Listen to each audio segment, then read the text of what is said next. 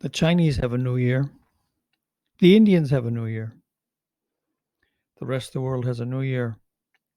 But for Christians, for Catholics especially, the new year, the first day of your life begins the day you really celebrate the feast day that we celebrate today, Corpus Christi, the body and blood of Christ.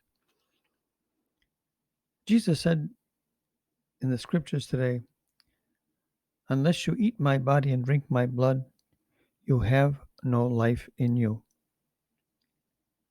I know so many people walk around, they look healthy, they have normal lives, they function, they talk, they love, they die, but they're not alive. Not by bread alone does man live, but by every word that comes forth from the mouth of God. The resolution to make for your New Year's is, I will spend the rest of my life preparing for the Mass, praying the Mass, and living the Mass. I guarantee, and this you can go to the bank on, that if that becomes your way of living, you will find life, real life, is just beginning for you. And every day you eat the body and blood of Christ, you will find strength in this valley of tears to live as you never imagined you could live. Not saying you won't have problems, but think of the 40 years that the Jews spent in the desert on a miraculous bread they ate like nothing else. It came down like a dew, like a gelatin that was baked in the sun, and they could pick up enough for each day.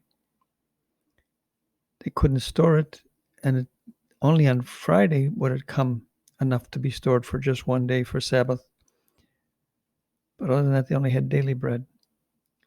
Imagine without your deep freezer, without your refrigerator, how could you live?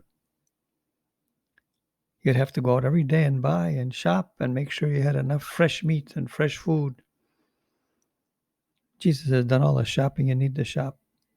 He's paid the price for the food he gives you. He feeds you better than the birds are fed, his own body and blood.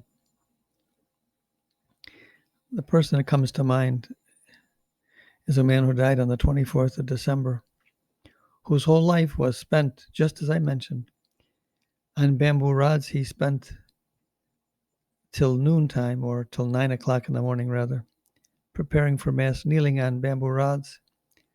And then he spent the rest of his day, after having spent the 2 hours he took to say Mass, the rest of his day was spent in thanksgiving to God for the privilege of saying Mass and having the body and blood of Christ to feast on. Like an eagle, he feasted on the very food that made his body sore. He never left the cell he lived in. And in the end, he only ate the body and blood of Christ.